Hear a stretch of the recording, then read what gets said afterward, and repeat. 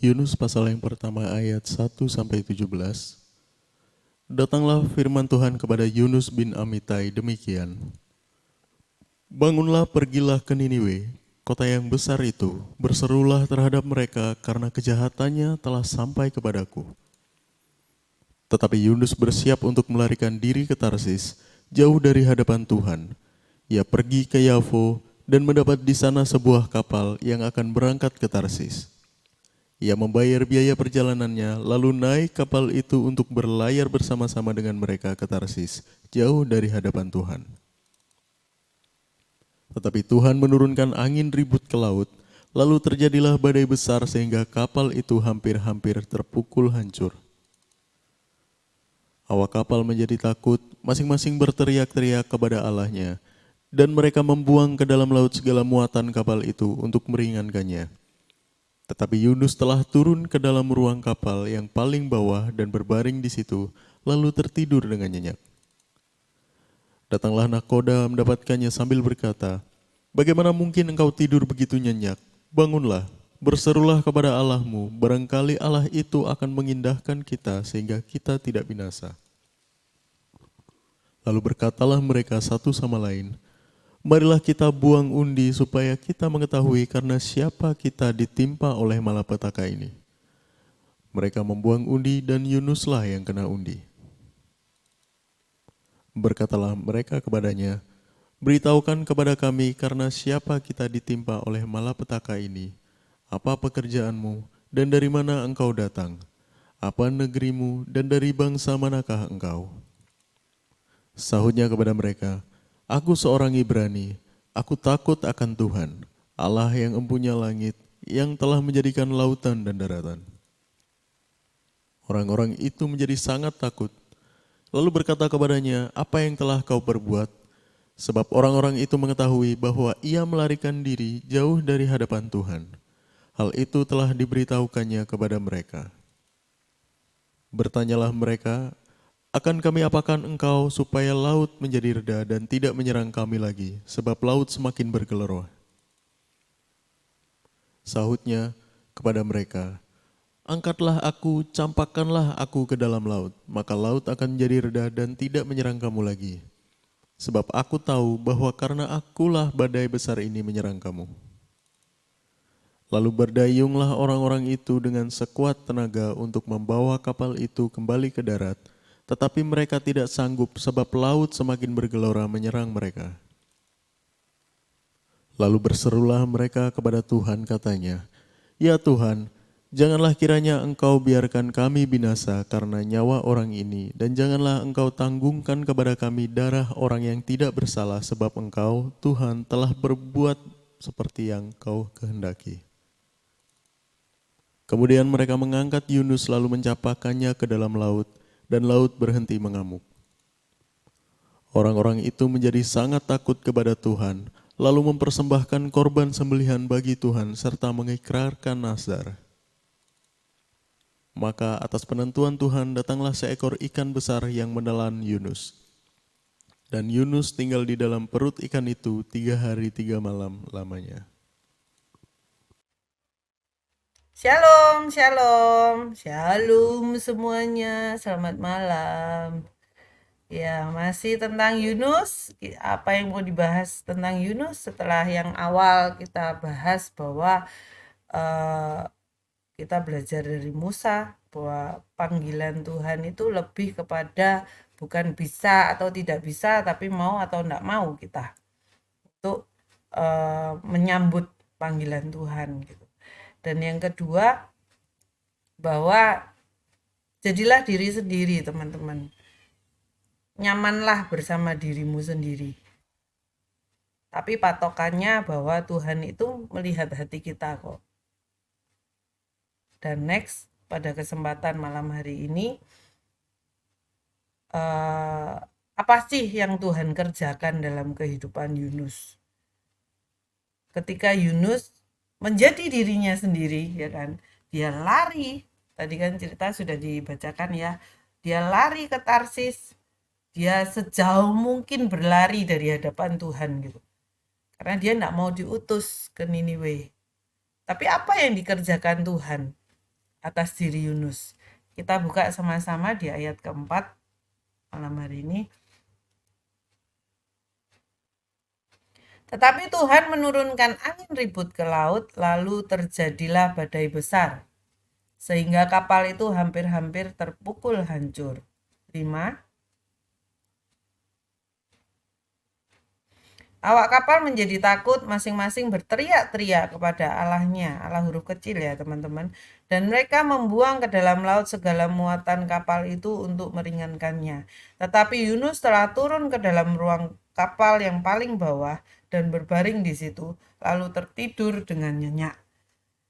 Jadi teman-teman, kita bahas pada kesempatan hari ini, apa sih yang Tuhan kerjakan atas penolakan dari seorang Yunus. Ini juga terjadi pada kehidupan kita, teman-teman. Bagaimana ketika Yunus itu menolak panggilan Tuhan, dia lari sejauh mungkin dari hadapan Tuhan. Dipikirnya dia bisa sembunyi dari Tuhan. Tetapi di ayat 4 dikatakan bahwa Tuhan menurunkan angin ribut ke laut. Lalu terjadilah badai besar sehingga kapal itu hampir terpukul hancur. Banyak kali ketika kita menolak, kita tidak ikut panggilannya Tuhan. Itu selalu ada konsekuensinya, teman-teman.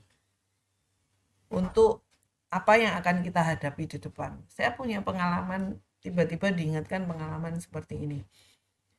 Saya bersama suami ketika ada dalam Smart People, kami itu dibentuk benar-benar dari nol. Itu yang menelurkan hubungan suami istri yang baik seperti apa. Itu benar-benar dari senior kami di Smart People ini. Jadi istri harus seperti apa, jadi suami itu harus seperti apa.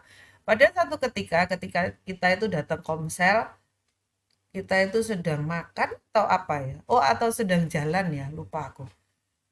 Itu ada teguran yang keras itu dari senior kami itu kepada saya, istri, posisi istri ya yang ditegur. Kamu tuh nggak boleh seperti ini sama suami. Bagus itu, baik. Teguran itu baik ya. Kalau kita bahasa guyonnya seakan-akan itu pro sama suami.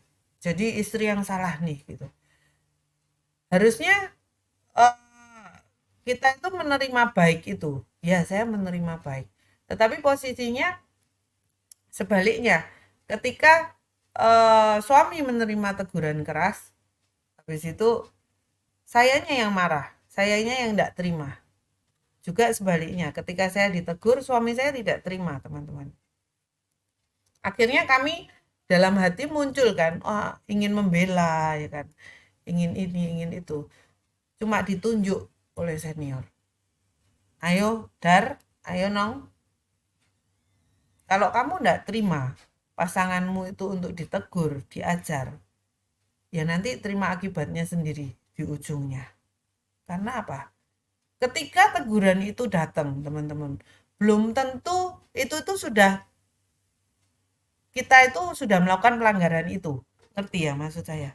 Jadi ketika teguran itu datang itu supaya kita itu waspada. Kalau ada teguran datang kita itu waspada. Bukan berarti ketika teguran datang kita langsung tepiskan itu. Enggak, aku enggak seperti itu kok. Tapi ketika teguran datang itu menjadi alarm buat kita. Kita bisa menjadi seperti yang dibicarakan oleh senior kita. Kita bisa menjadi seperti yang dibicarakan oleh pembawa firman. Kalau kita terus di jalan kita ini loh. Ini mulai melenceng nih jalannya gitu loh. Itulah fungsi teguran. Bagaimana ketika teguran itu datang adalah sebuah media bagi Tuhan untuk benerin jalannya kita ini loh. Melurusi jalannya kita ini. Ada teguran yang biasa, ada yang teguran yang bentuknya sudah kena di fisik kita nanti. Baru kita itu sadar. Loh, itu sebuah kesempatan, teman-teman. Jangan sampai kita itu menilai sebuah teguran, sebuah peristiwa buruk yang terjadi dalam kehidupan kita itu, kita tidak terima itu, membuat kita itu tidak terima itu. Tapi justru lewat teguran yang datang, peristiwa apapun dalam kehidupan kita yang datang, saya sangat-sangat diberkati oleh setiap pengajaran yang ada dalam Smart People ini, bahwa setiap peristiwa yang terjadi dalam kehidupan kita, apalagi peristiwa yang buruk ya teman-teman, itu kita itu dapat menggambarkan itu. Karena apa? Kita sudah dituntun nih sama Tuhan, yang katakan kita mau nih nurut apa katanya Tuhan, panggilan Tuhan. Yang saya katakan kemarin bahwa area private itu kita dapat. Jadi ketika kita melenceng dari Tuhan, loh, teguran itu akan keras banget. Sama seperti peristiwa ini, Yunus ini, datang angin ribut. Loh, ini yang udah kaitannya itu kan sama nyawa nih. Loh, itu hal yang serius, yang mukul di kehidupan kita. Loh, itu bisa terjadi pada kita. Respon kita gimana ini? Kalau awal kita akan menyadarinya, kita akan berbalik. Tetapi hati-hati teman-teman, ketika kita sudah mulai jauh, kita setiap panggilan, setiap apapun yang Tuhan suruh untuk kita kerjakan, kita tidak kerjakan. Tetapi kita seenak-enaknya mengerjakan itu. Sesempatku, sebisaku, semau gue ya kan. Pokok aku bisa ya aku kerjakan, enggak ya sudahlah Tuhan. Tidak ada perjuangan untuk memperjuangkan itu, memberikan yang terbaik. Kita kan tahu di sini ada quote ya, memberi yang terbaik, mencoba terus-menerus memberikan yang terbaik, sampai akhirnya kita mendapatkan posisi yang terbaik di hadapan Tuhan. Tapi ketika kita dalam prosesnya, kita semakin lama, kita menolak ini, menolak itu, loh, itu tuh akan semakin menjauhkan kita dari area private kita bersama Tuhan. Bagaimana kita bisa mendengar tuntunan Tuhan apabila kita itu sudah keluar dari area itu? Sama seperti peristiwa Yunus ini. Di ayat 5 kan dikatakan, wah, gonjang-ganjing semua itu kena badai ini. Semua tahu ngeh dengan setiap badai yang datang saat itu. Apa yang dikerjakan Yunus? Tetapi Yunus telah turun ke dalam ruang kapal yang paling bawah dan berbaring di situ. Lalu tertidur dengan nyenyak. Teman-teman, yang namanya badai, kamu itu mau tidur nyenyak seperti apa? Setiap gejala yang muncul, ya kan, gejala itu LE ini. Setiap gejala yang muncul, ya kan, kayak DB, ya kan. Sebelum DB kan ada gejala DB. Tipes, sebelum tipes ini ada gejala tipes gitu kan. Yang namanya gejala ini membuat kita itu sadar, membuat kita menaruh perhatian kita pada hal itu. Harus dirawat khusus, harus diperhatikan khusus. Tetapi tidak dengan Yunus. Kenapa? Wah, sudah lari jauh nih, keluar dari area private-nya Tuhan nih. Jadi membuat kita itu tidak bisa memperhatikan setiap tanda-tanda ajaib yang Tuhan taruh di sekeliling kita. Tanda-tanda ajaib apa itu? Kalau di sekeliling saya, anak-anak, adik-adik, orang tua. Loh, itu area sekeliling kita yang bisa menjadi tanda yang kelihatan. Kalau kita tidak mengerjakan apa, oh, berdampaknya pada ini loh. Kalau kita nggak beres di satu hal, oh, dampaknya sama ini loh. Loh, itu semua itu area private yang bisa kita dapat menjadi VIP-nya Tuhan itu. Kita dapat menilai itu. Cuman ketika kita keluar dari sana, orang lain aja bisa lihat loh. Kekurangan pada keluarga kita itu apa. Tapi kita sendiri enggak sadar loh. Kita sendiri itu enggak bisa lihat loh. Itu bahayanya. Kita menganggap bahwa, wah, hidupku baik-baik saja, aman-aman saja. Sedangkan sekeliling kita itu sudah bisa menilai, bahaya loh anak ini. Bahaya loh keadaan ini. Ini yang terjadi pada Yunus dan menjadi gambaran buat kita. Sekalipun Tuhan mau menurunkan badai seperti apapun, ketika kita itu sudah tidak merespon, kita tidak akan bisa melihat itu kok. Orang lain bisa melihat, tapi kita yang katanya anak Tuhan, ini tuh nggak bisa lihat tanda itu, teman-teman. Lewat aja tanda itu. Yang dikatakan Yunus tertidur dengan nyenyak. Wih, indahnya dunia, nyamannya kehidupannya. Ini meneguhkan dengan perkataan yang dikatakan bahwa jauh, pokok dia melarikan diri jauh dari hadapan Tuhan. Jauh. Ada kata-kata jauh loh, teman. Hati-hati kalau kita itu sudah terlalu jauh dari Tuhan. Kita sudah tidak bisa melihat lagi tanda-tanda yang Tuhan kasih lewat sekeliling kita. Kita tidak bisa lagi, kok biasa aku kalau bisnis ini kok selalu untung ya. Aku tahu momennya ketika saya harus beli, aku tahu momennya ketika saya harus masuk, ketika aku harus mentas dari situ, aku tahu momennya. Tetapi kenapa saat ini tuh aku tidak bisa ya, kayak orang ngeblank, buta, tidak tahu apa-apa. Loh, hati-hati teman-teman. Perhatikan setiap tanda itu. Apalagi ketika kita itu masing-masing dari kita itu ada di area private-nya Tuhan. Kita pernah mengalami kita itu dituntun, tahu tandanya Tuhan segala macam, tapi tiba-tiba kita memutuskan untuk menjauh dari itu semua. Hati-hati teman-teman. Orang lain aja bisa tahu kelemahan kita, kekurangan kita. Masa kita sendiri itu enggak tahu kekurangan dan kelemahan kita. Itu menjadi tanda tanya besar. Jadi bagaimana kita dapat merubah diri kalau kita tidak tahu diri kita itu siapa? Jadi bagaimana kita itu dapat memperbaiki sekeliling kita? Kalau kita tidak tahu bahwa, oh akar permasalahannya ini aku kurang buat ini loh. Makanya bisa merantak. Bisa menyebar kemana-mana yang namanya kesalahan. Yang dikatakan bahwa pewarna itu ya ditetesin itu bisa merusak semuanya. Kalau di Alkitab kan dijelaskan mengkamiri seluruh adonan. Jadi hati-hati ketika kita sudah tidak pas di hadapan Tuhan dan kita tidak mendapatkan teguran apapun. Itu yang menjadi bahaya, teman-teman. Justru ketika kita ada di posisi pas sama Tuhan, jelas sekali kita dapat melihat bayangan gelap kita itu di mana. Ketika yang terang itu datang, maka kita itu akan melihat sisi gelapnya. Ketika terang itu datang, maka yang gelap itu akan sirna.